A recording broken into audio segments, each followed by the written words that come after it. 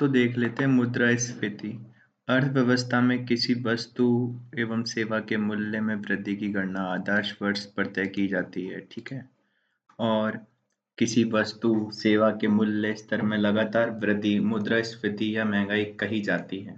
जिस दर से मूल्य स्तर बढ़ रहा है, उसे मुद्रास्फीति की दर या महंगाई दर कहते हैं। फिर आगे चलें तो दूसरी परिभाषा के रूप में हम समझ सकते हैं कि यदि वस्तुओं और सेवाओं की आपूर्ति की तुलना में मांग बढ़ जाए, जिससे उस वस्तु सेवा का मूल्य लगातार बढ़ता जाए। महंगाई में बढ़ोतरी से वस्तुओं सेवाओं को क्रय करने की शक्ति में ह्रास होता है। महंगाई मुख्य रूप से वस्तु की मांग, वस्तु की लागत और वैश्विक कारणों से पैदा होती है। फिर ये तो हो गई अवधारणा। फिर मांग प्रेरित मुद्रास्फीति। जब किसी वस्तु सेवा की मांग बाजार में बढ़ जाए, जिससे वस्तु का मूल्य लगातार बढ़ जाए। यह स्थिति तब पैदा होती है जब लोगों के हाथ में अधिक पैसा हो। कई बार लोगों की संख्या में बढ़ोतरी से भी वस्तुओं की मांग बढ़ जाती है। फिर जैसे कि बैंकों द्वारा लोगों को अधिक ऋण कम ब्याज पर देना, तो ये भी एक रीजन है कि लोगों को अधिक ऋण दे रहे हैं कम ब्याज पे, ठीक है। फिर सरकार द्वारा सरकारी योजनाओं पर व्यय बढ़ाना, लोगों के खाते में प्रत्यक्ष लाभ हस्तांतरण करना, लोगों की आय बढ़ना, सरकार द्वारा अप्रत्यक्ष कर में वृद्धि करने से वस्तु के मूल्य में बढ़ोतरी होती है। सरकार द्वारा प्रत्यक्ष कर जैसे आयकर में कमी करने से लोगों के बचत में वृद्धि होना, सरकार द्वारा घाटे के वित्त की व्यवस्था कर अतिरिक्त मुद्रा का सृजन करना, जनसंख्या में वृद्धि से वस्तु की मांग बढ़ना। तो सीधी बात है, ये सब कारण क्या है? अपने जो इन्फ्लेशन है उसको बढ़ाते हैं, ठीक है। अब इनको एक्सप्लेन तो मैं कर सकता हूँ पर मैं करूँगा नहीं, क्योंकि मैं किसी को समझाने के लिए नहीं पढ़ा रहा हूँ। फिर लागत प्रेरित मुद्रास्फीति। ये ऐसे कारक होते हैं जो वस्तुओं की लागत कॉस्ट में वृद्धि कर देते हैं, जिससे मूल्य बढ़ जाता है। सरकार द्वारा मध्यवर्ती वस्तुओं के अप्रत्यक्ष कर को बढ़ाना। फिर प्रशासनिक मूल्य नीति, रेलवे सेवा, स्टील, सीमेंट, कोयला, पेट्रोल, डीजल इत्यादि के मूल्य में वृद्धि, तो ये सब भी हैं। फिर सरकार द्वारा क्राउडिंग आउट, जिससे ऋण की लागत में वृद्धि, ठीक है। और तेल संकट व तेल के अंतर्राष्ट्रीय मूल्य में बढ़ोतरी, तो लागत प्रेरित मुद्रास्फीति है ये, ठीक है।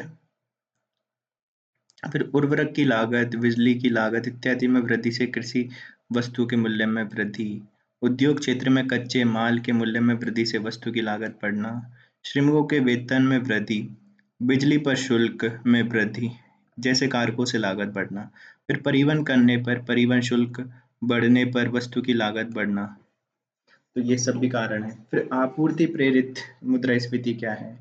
ठीक है, तो आपूर्ति के कारण, तो वस्तुओं की समयबद्ध अपर्याप्त आपूर्ति से वस्तुओं के मूल्य में वृद्धि होना, फिर श्रमिक हड़ताल पर जाने से कार्य ठप हो जाना जिससे आपूर्ति बाधित होना, किसी देश में आतंकवाद, राजनीतिक अस्थिरता बढ़ने से आपूर्ति ठप हो जाना, जानबूझकर वस्तुओं की काला बाजारी करना जिससे आपूर्ति ठप हो जाना, आयात की आपूर्ति में कमी करना या आयात पर प्रतिबंध से आपूर्ति ठप हो जाना, फिर बाढ़, सूखा, अकाल में अत्यधिक बारिश, आग लगने इत्यादि में फसल खराब होने पर आपूर्ति ठप हो जाना।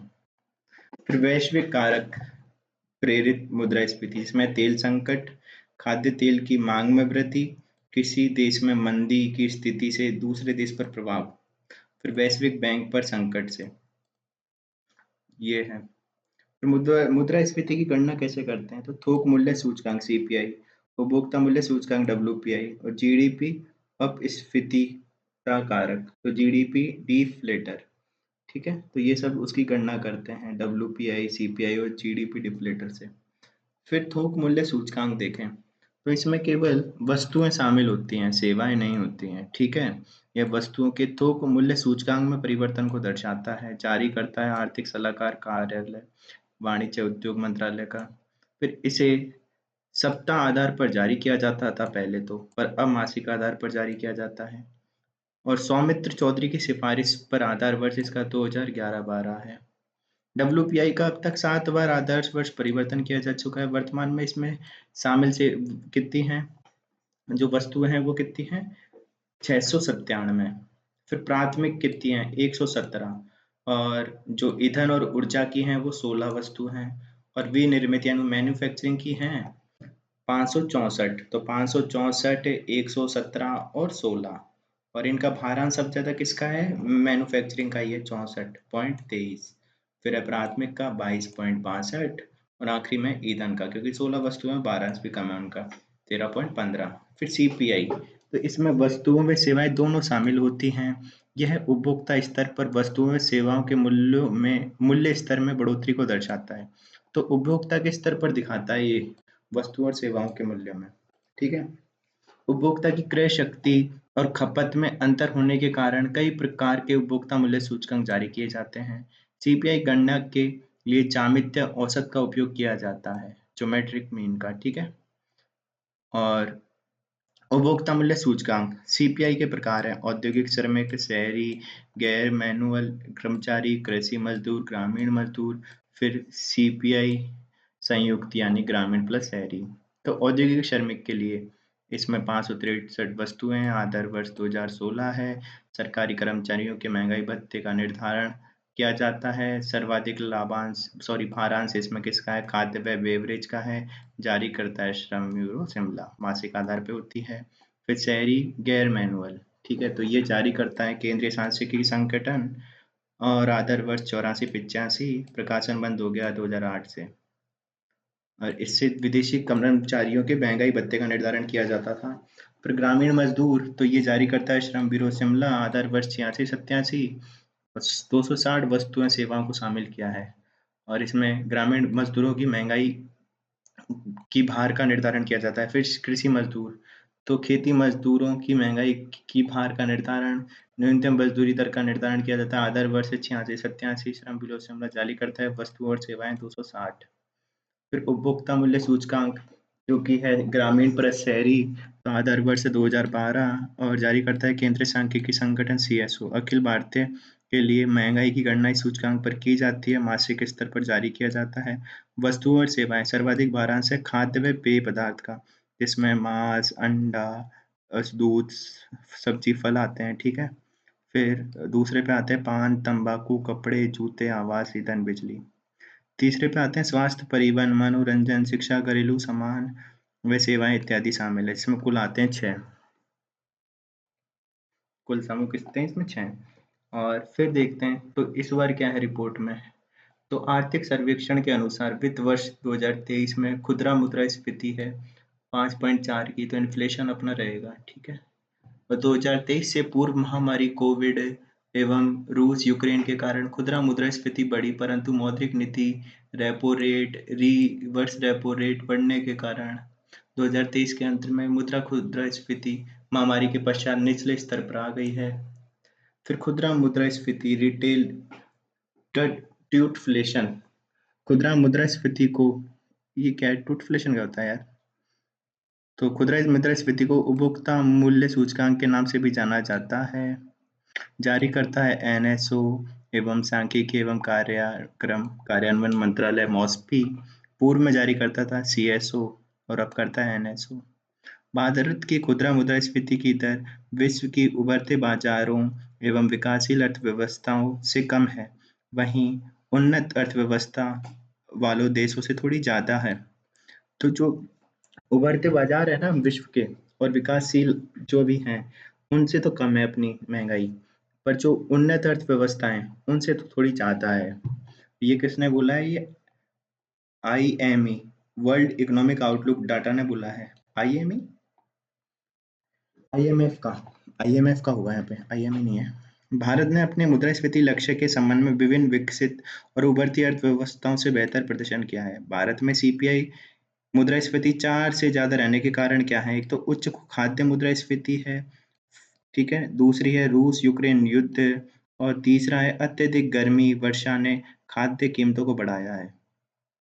फिर मुद्रास्फीति के प्रभाव देखें तो नकारात्मक क्या होता है? स्थिर आय वर्ग व्यक्तियों पर बुरा पड़ता है प्रभाव, भुगतान शेष प्रतिकूल हो जाता है, भारतीय नियति में कमी थी आती है, विदेशी विनिमय दर में कमी होती है, परियोजना की लागत में वृद्धि हो जाती है, आय संपत्ति के वितरण में असमानता बढ़ेगी, फिर बचत व निवेश में कमी आएगी, वस्तुओं व सेवाओं की लागत बढ़ेगी, पेंशन भोगी वर्ग एवं डिवेंचर संपत्ति धारक को नुकसान होगा। फिर सकारात्मक प्रभाव क्या है?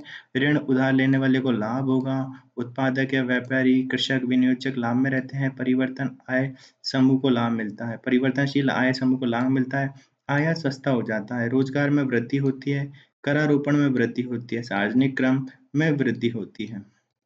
फिर नियंत्रण तंत्र, तो महंगाई पर नियंत्रण हेतु मौद्रिक तरलता को कम करने हेतु आरबीआई अपनी साख नियंत्रण प्रणाली में रेपो दर व रिवर्स रेपो दर में वृद्धि करे। ठीक है, खुले बाजार की क्रिया के तहत सरकारी परिसंपत्तियों को बेचे, सीआरआर एसएलआर में वृद्धि करे और आरबीआई मुद्रा की पूर्ति को रोके। अब सीधी बात तो यार ये है, ये बता रहे हैं कि कैसे अपन महंगाई को कंट्रोल करें। तो वही रेपो रिवर्स रेपो का खेल है। अब मैं तो नहीं समझाऊंगा किसी को। फिर राजकोषीय नीति के तहत सरकार के कार्य क्या हैं? तो महंगाई नियंत्रण हेतु सरकार करारोपण में वृद्धि करे ताकि लोगों की व्यय योग्य आय में कमी आएगी। फिर सरकार अपने राजकोषीय और सार्वजनिक व्यय में कमी करे, ठीक है, और संकीर्ण राजकोषीय नीति का पालन करे। ठीक है, सरकार अधिवक्ता के क्षेत्र में ऋण देने का प्रभाव कम करे, ऐसी वस्तुओं को आयात करे जिनकी बाजार में मांग है एवं आपूर्ति कम है, वस्तुओं ऐसी से वस्तुओं का निर्यात करे।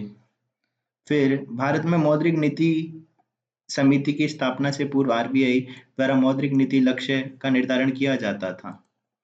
ठीक है, और सरकार और राजकोषीय नीति के अंतर्गत व्यय ज्यादा करती थी, वहीं दूसरी ओर आरबीआई को व्यय के कारण बढ़ती तरलता को नियंत्रण करना पड़ता था। इसलिए निष्कर्षतः राजकोषीय नीति व मौद्रिक नीति में विरोधाभास उत्पन्न होता था। फिर 2013 में गठित उर्जित पटेल समिति ने कुछ सिफारिशें दी थी मौद्रिक नीति के लिए। तो उर्जित पटेल ने मैक्सिको की तर्ज पे एक मौद्रिक नीति समिति का गठन किया जाए, ये बोला। फिर सरकार डब्ल्यूपीआई के स्थान पे सीपीआई रूरल प्लस अर्बन को मुद्रास्फीति नियंत्रण करने हेतु उपयोग में लाया जाए।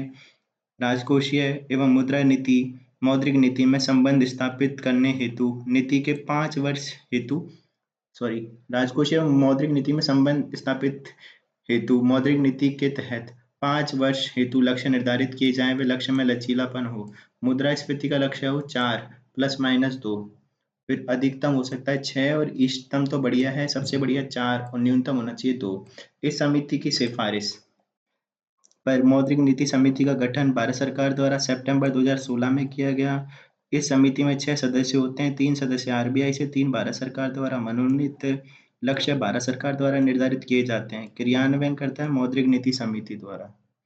फिर मुद्रास्फीति के प्रकार हैं कुछ। हेडलाइन मुद्रास्फीति या हेडलाइन इन्फ्लेशन, तो टोटल या समग्र मुद्रास्फीति भी कहते हैं। इसमें खाद्य एवं ऊर्जा जैसी वस्तुएं शामिल होती हैं जिसके मूल्य में अधिक उतार चढ़ाव होता है। और मुद्रास्फीति का मोटा मोटा रुझान पेश करता है, सटीक नहीं करता। ये विश्व बैंक द्वारा जारी वैश्विक